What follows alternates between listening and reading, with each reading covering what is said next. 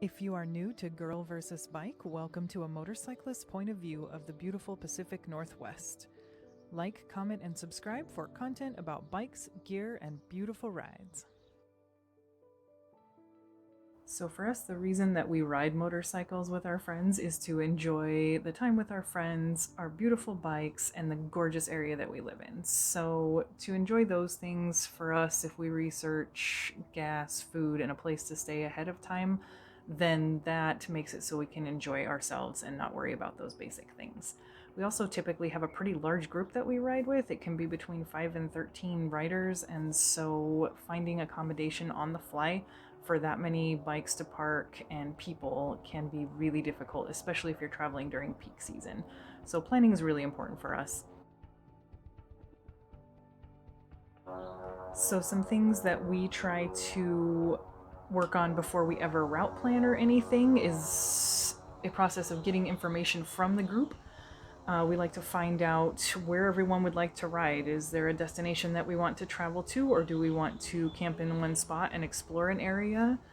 We also try to find out which bike has the least range, because that helps a lot for fuel stop planning. And we try to find out how many bikes total, how many riders, how many tents, who's willing to share hotel rooms, things like that, so that our reservations can be made accurately. And we also try to find out if anyone has dietary restrictions or medical needs, so that everybody's happy and healthy the whole ride. And we also try to consider the different ages and abilities in our group. We do have a 9-year-old that travels with us, so that does make it so we need to make more stops during the day for a break. And we do have some newer riders and some experienced riders, and so that will change the amount of time that you plan for different things. We also check to see if everybody is okay with a little bit of gravel if it comes up, or if we would need to split the group if we wanted to take a certain route with gravel. We also check to see if anyone has specific landmarks or cool places they'd like to visit on the route, so that everybody gets out of the trip what they would like. Once we have a destination, we will look at roads and find some that look great for bikes, and then we will divide that up according to how many days we have to ride. We have found that roughly 200 or 300 miles a day is relaxed but covers enough ground. Another thing we have discovered is that with a larger group, it does take longer than driving a route in a car, so we will take the amount of time that Google says a car would drive the route in and add 2 or 3 hours, and that seems to be pretty accurate.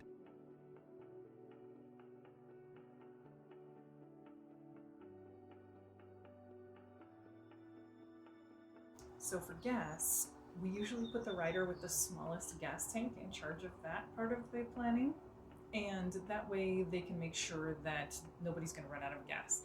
And the best system that has been come up with so far, one of our riders ended up just looking at the route and finding a gas station about every 50 miles. And that way, whenever we needed a gas station, he knew where the next one was, and it was super smooth. So a typical day for us is coffee and breakfast in camp. At our first stop, we'll grab a few snacks and bars for the day. We usually eat lunch out.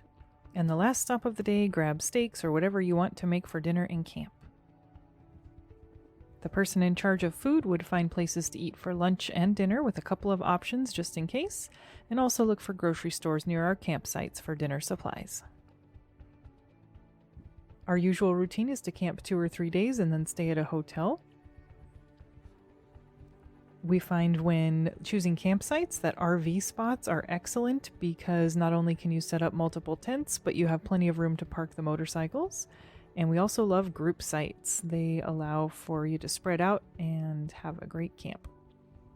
Questions you could ask when you're reserving a campground are: how many vehicles or tents are allowed per site? Are there extra charges for multiple bikes? Where can we park the bikes? Do you have water, showers, and firewood on site? And is the campsite access easy, or maybe down a gnarly dirt road?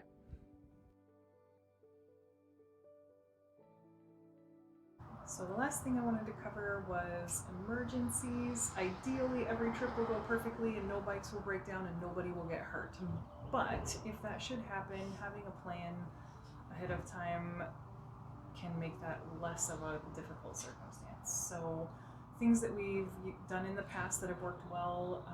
We usually have one person that knows the motorcycle towing companies along the route, one person that knows where the hospitals and urgent cares are, one person who knows how to work on bikes and has tools, and being aware that those tools might differ between a Kawasaki and a BMW, for example. Someone who knows how to repair flat tires and has a flat tire repair kit, someone who knows CPR in the group. Another thing, if everybody's willing to, having one person that has contact information, emergency contact information, insurance information for everyone in the group, so that if something does happen, everybody can go to one spot and find all that information in a hurry. So those things might make it less of a bad day if something does happen.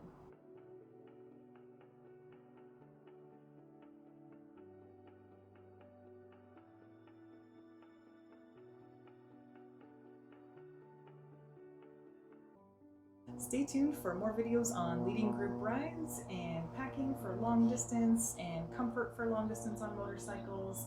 And thanks for liking, commenting, and subscribing, and have a great day.